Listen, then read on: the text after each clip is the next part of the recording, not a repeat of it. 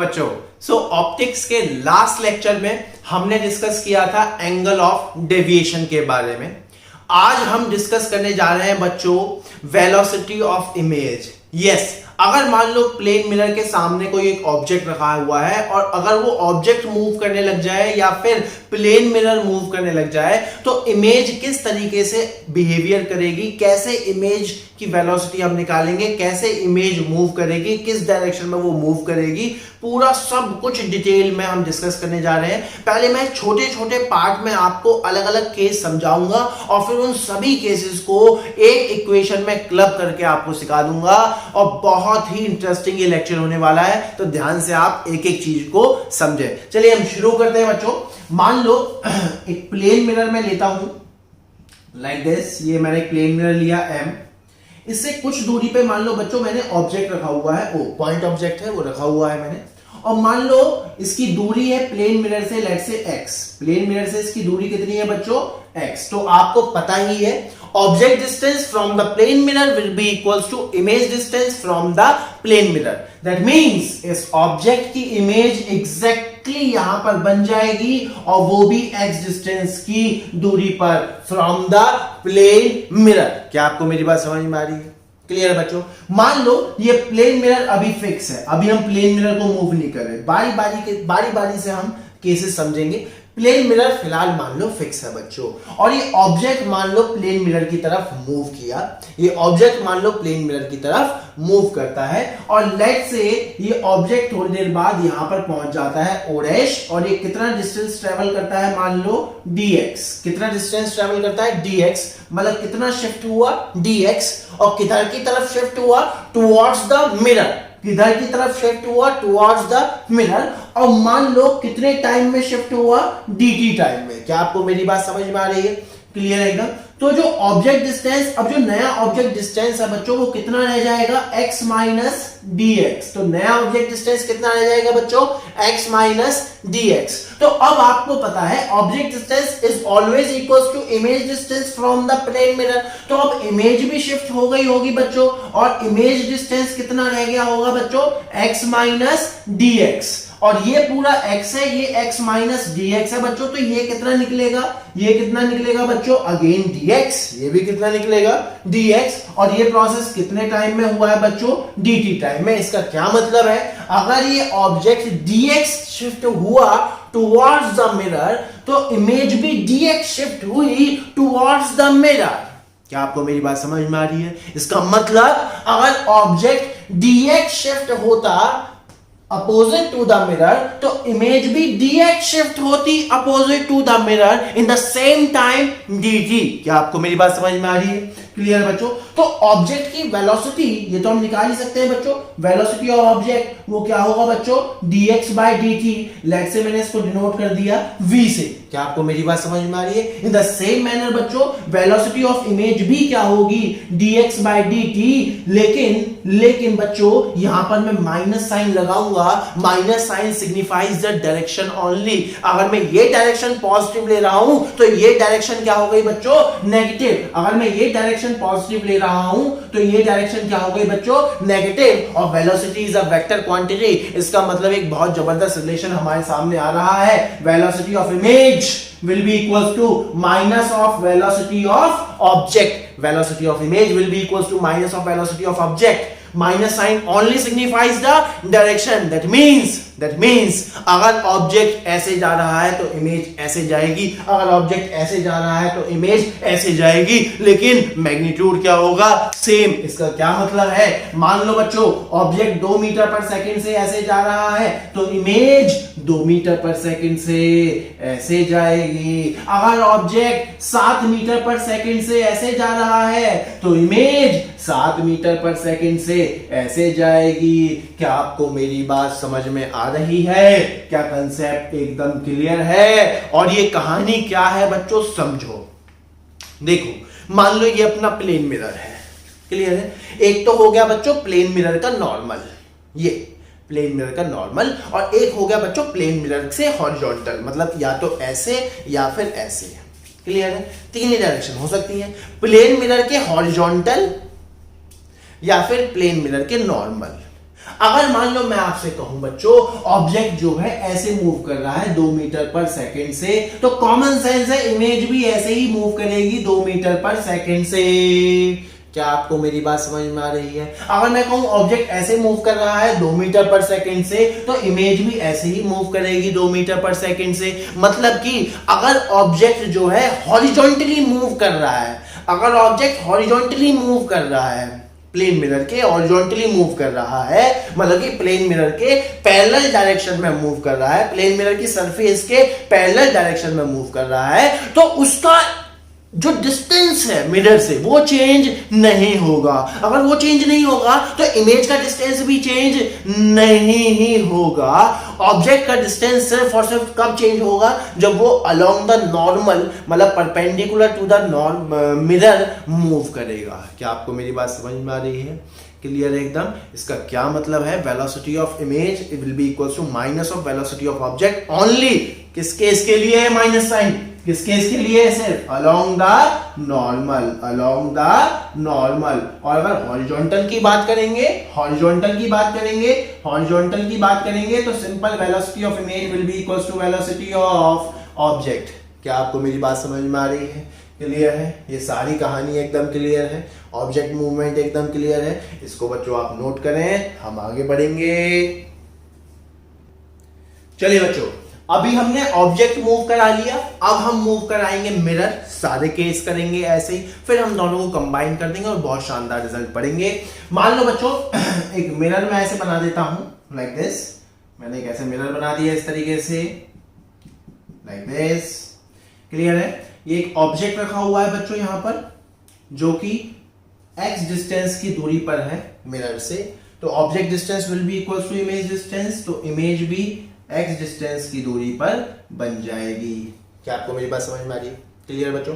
अब मान लो ये मिरर जो है ऑब्जेक्ट की तरफ मूव करता है, ये मिरर ऑब्जेक्ट की तरफ मूव करता है, और मान लो ये जो है dx डिस्टेंस आगे बढ़ जाता है। कितना डिस्टेंस आगे बढ़ जाता है बच्चों? dx डिस्टेंस आगे बढ़ जाता है। कितने टाइम में? dt टाइम में। कितने टाइम में? dt टाइम में। क्या आपको मेरी बात समझ में आ रही है? ऑब्जेक्ट फिक्स है इस बार ऑब्जेक्ट फिक्स, ऑब्जेक्ट रिमूव कर। ऑब्जेक्ट इस बार क्या है बच्चों? फिक्स। क्या आपको मेरी बात समझ में आ रही है? मिरर को मैंने ऑब्जेक्ट की तरफ dx डिस्टेंस मूव करा दिया। कितने टाइम में? dt टाइम में। तो वेलोसिटी ऑफ मिरर कितना हो जाएगा बच्चों? Simply dx by dt। Let say उसको मैं v से डिनोट कर रहा हूं, और लेट से ये डायरेक्शन में पॉजिटिव ले लेता हूं, ये डायरेक्शन में क्या ले लेता हूं? पॉजिटिव। तो ये डायरेक्शन बच्चों क्या हो जाएगी? नेगेटिव। क्या आपको मेरी बात समझ में आ रही है? चलो अब इमेज में चर्चा करते हैं। अब बच्चों जैसे ये ऑब्जेक्ट dx शिफ्ट हो गया, अब जो नया ऑब्जेक्ट डिस्टेंस है, जो नया ऑब्जेक्ट डिस्टेंस है मिरर से, वो कितना रहा बच्चों? ये x, ये dx, तो ये कितना रह गया बच्चों? x minus dx। नया ऑब्जेक्ट डिस्टेंस कितना हो गया? x minus dx। और आपको ये पता है object distance from the mirror will be equal to image distance from the mirror. इसका क्या मतलब है? कि इमेज भी कुछ शिफ्ट हुई होगी, सच दैट मिरर से उसका डिस्टेंस कितना हो गया होगा? x minus dx। मतलब कि जो इमेज है वो अब इमेज जो है x माइनस dx पर बन गई होगी। क्या आपको मेरी बात समझ में आ रही है?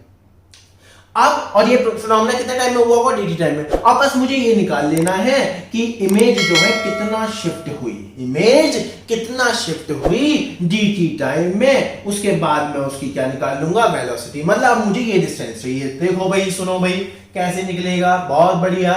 अच्छा ये चाहिए हमें, ये चाहिए। तो कैसे निकल सकता है बच्चों? कैसे निकल सकता है? अगर आप बहुत ध्यान से देखोगे, ये आपको पता है, ये आपको पता है x, ये आपको पता है x, ये आपको पता है dx। तो ये पूरा कितना हो गया बच्चों? यहां से लेके यहां तक कितना हो गया? x plus dx। यहां से लेके यहां तक कितना हो गया? समझ में आ रहा है? ये है x, ये है dx, तो ये कितना हो गया? x plus dx। और ये कितना है बच्चों? x minus dx। ये x प्लस dx, ये x माइनस dx। तो ये कैसे निकलेगा बच्चों? This minus this, that means x plus dx minus of x minus dx। तो कितना आ गया बच्चों? x plus dx minus x plus dx। तो कितना आ गया बच्चों? 2dx। ओ हो, दैट मीन्स ये कितना शिफ्ट हो गया? 2dx, ये कितना शिफ्ट हो गया 2dx along the direction of mirror, along the direction of mirror. That means velocity of image वो कितनी होगी बच्चों 2dx by dt, और dx by dt क्या है बच्चों v, which is velocity of mirror. क्या आपको मेरी बात समझ में आ रही है? Which is 2v. ओ हो, मतलब कि क्या रिजल्ट निकल के आ गया? Velocity of image will be equals to twice of velocity of mirror. क्या आपको मेरी बात समझ में आ रही है? और अगेन ये काम क्या हो, किधर किसके अलोंग हुआ ये काम? Along the direction of normal, along the direction of normal. Horizontal की बात अभी करूंगा, हॉरिजॉन्टल की बात अभी करूंगा. बहुत इंपॉर्टेंट कंसेप्ट बच्चों. इसका क्या मतलब है कि अगर मान लो ये अपना, अगर मान लो मिरर जो है इधर की तरफ मूव कर रहा है 2 मीटर पर सेकंड से, तो इमेज इधर की तरफ मूव करेगी 4 मीटर पर सेकंड से. और अगर मिरर जो है इधर की तरफ मूव कर रहा है 7 मीटर पर सेकंड से, तो इमेज इधर की तरफ मूव करेगी 14 मीटर पर सेकंड से. क्या आपको मेरी बात समझ में आ रही है? That means velocity of image is twice of velocity of mirror. Velocity of image is twice of velocity of mirror. But ये काम कब हो रहा है? Along the direction of normal, along the direction of normal. अब मैं बात करता हूं horizontal की, तो थोड़ा सा दिमाग लगा लेना. मान लो ये ऑब्जेक्ट है, ये मिरर है, मिरर यूं यूं मूव कर रहा है. अगर मिरर यूं यूं मूव कर रहा है या यूं यूं मूव कर रहा है, तो क्या ऑब्जेक्ट की इमेज, ऑब्जेक्ट की डिस्टेंस चेंज हो रही है क्या? देखो ऑब्जेक्ट तो फिक्स है, ऑब्जेक्ट तो फिक्स है, ऑब्जेक्ट तो फिक्स है, इसकी इमेज यहां बन गई. ऑब्जेक्ट फिक्स है, इसकी इमेज यहां पे बन गई. अब मान लो मिरर यूं मूव कर रहा है, मिरर बहुत बड़ा है, मान लो मिरर बहुत बड़ा है, मिरर ऊपर को मूव कर रहा है, तो क्या हो गया भाई? क्या हो गया? ऑब्जेक्ट डिस्टेंस, इमेज डिस्टेंस क्या हो गया? इमेज यहीं बनेगी. ऑब्जेक्ट की पोजीशन फिक्स है. अगर मान लो मिरर यूं यूं भी मूव कर रहा है, तो भी इमेज यहीं बनेगी. दैट मींस अगर horizontal, horizontal to its surface, horizontal to its surface, horizontal to its surface mirror move करे, तो उसका इमेज की वेलोसिटी से कोई लेना देना नहीं है. क्या आपको मेरी बात समझ में आ रही है? लेकिन अगर वो नॉर्मल डायरेक्शन में मूव करेगा, तो इमेज ट्वाइस से मूव करेगी, ट्वाइस से. क्या आपको मेरी बात समझ में आ रही है? क्या कहानी एकदम क्लियर है? इसका मतलब अगर मैं आपसे बेसिक से क्वेश्चंस करवाऊं कि मान लो ये ऑब्जेक्ट 2 मीटर पर सेकंड से ऐसे जा रहा है और image mirror 4 metre per second से ऐसे जा रहा है, बताओ वेलोसिटी ऑफ इमेज. एक एक करके करेंगे, एक एक करके करेंगे. अगर ऑब्जेक्ट 2 मीटर पर सेकंड से ऐसे जा रहा है, तो इमेज 2 मीटर पर सेकंड से ऐसे जाएगी. अगर जो है मिरर 4 मीटर पर सेकंड से ऐसे जा रहा है, तो इमेज 8 मीटर पर सेकंड से ऐसे जाएगी. तो फाइनल वेलोसिटी कितनी हो जाएगी? 8 + 10, 8 + 2 10, which is 10 metre per second. That's the answer. देखो कितना फ्रैक्शन ऑफ सेकंड में निकल गया. अब ये एंगल पे भी मूव करा देंगे, कोई बड़ी बात नहीं है. क्या आपको मेरी बात समझ में आ रही है? क्लियर एकदम? इस कंसेप्ट को आप नोट करें, हम आगे बढ़ेंगे. चलिए बच्चों एक क्वेश्चन करते हैं. जो सीखा हमने सारी चीजें अप्लाई कर देते हैं. मान लो एक मिरर है जो कि ऐसे टेढ़ा मूव कर रहा है 20 मीटर पर सेकंड से 45 डिग्री पे हॉरिजॉन्टल. ऑब्जेक्ट जो है 10 मीटर पर सेकंड से ऐसे फेंक दिया 37 डिग्री के एंगल पे. Find the velocity of image. Simple है एकदम. सबसे पहले हम क्या कर लेंगे बच्चों? रिजॉल्व कर लेंगे. ये tan है, तो ये क्या होगा बच्चों? tan का cos component, tan cos 37, cos 37 होता है 4/5. दैट मींस ये कितना आ गया? 8 मीटर पर सेकंड. और ये क्या होगा? tan sin 37, sin 37 3/5, तो ये कितना हो जाएगा बच्चों? 6 मीटर पर सेकंड. अगेन इसको रिजॉल्व करेंगे तो ये क्या आ जाएगा बच्चों? 20 मीटर पर सेकेंड. और ये भी कितना हो जाएगा बच्चों? 20 मीटर पर सेकेंड. अब इमेज पे चलते हैं बच्चों. अगर आप बहुत ध्यान से देखोगे, पहले मैं नॉर्मल की तरफ फोकस करूंगा अपना. अगर ऑब्जेक्ट 8 से यूं जा रहा है, तो इमेज भी 8 से ऐसे जाएगी. अगर मिरर जो है 20 से यूं जा रहा है, अगर मिरर 20 से यूं जा रहा है, तो मिरर इमेज जो है 40 से यूं जाएगी. क्या आपको मेरी बात समझ में आ रही? तो इमेज का हॉरिजॉन्टल कंपोनेंट कितना, इमेज का ये वाला कंपोनेंट कितना हो गया along the normal to the mirror?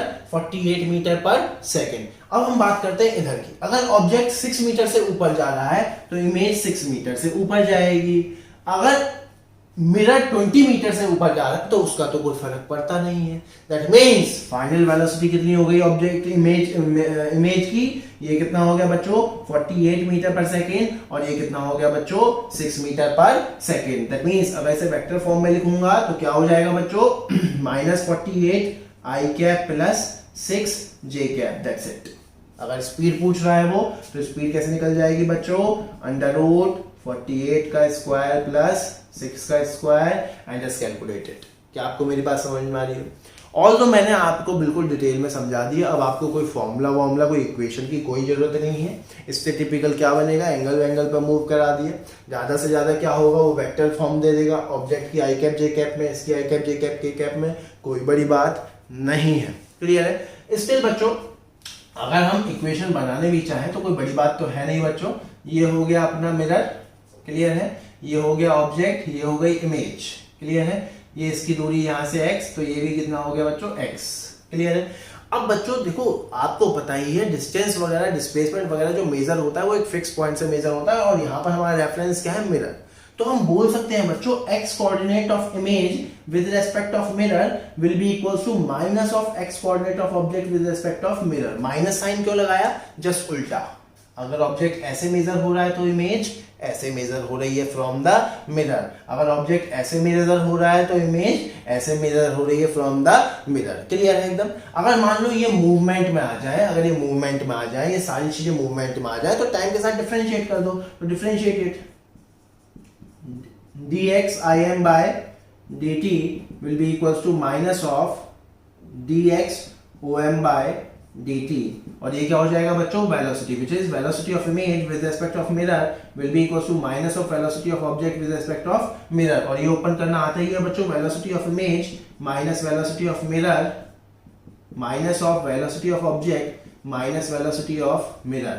ये लेकिन कब है बच्चों, अलोंग द नॉर्मल। ये कहानी किसमें है, अलोंग द नॉर्मल। अब इसमें बच्चों वैल्यू पुट करो, आंसर आएगा। मान लो जो है ऑब्जेक्ट रेस्ट में है, ऑब्जेक्ट क्या है रेस्ट में, तो वीओ क्या हो जाएगा बच्चों 0, वीओ क्या हो जाएगा बच्चों 0, तो वी क्या हो जाएगा -2m minus minus plus, that means ये माइनस रह जाएगा, तो वी क्या आ जाएगा बच्चों ट्वाइस ऑफ वीएम जो हमने पढ़ा था। अगर मान लो मिरर रेस्ट में है तो वीएम 0 हो जाएगा बच्चों, ये 0 हो जाएगा, तो वी क्या आ जाएगा माइनस ऑफ वीओ। मतलब जो भी पढ़ा वो इस इक्वेशन से आ रहा है, बाकी हमें इस इक्वेशन की कोई जरूरत नहीं है। क्लियर है बच्चों।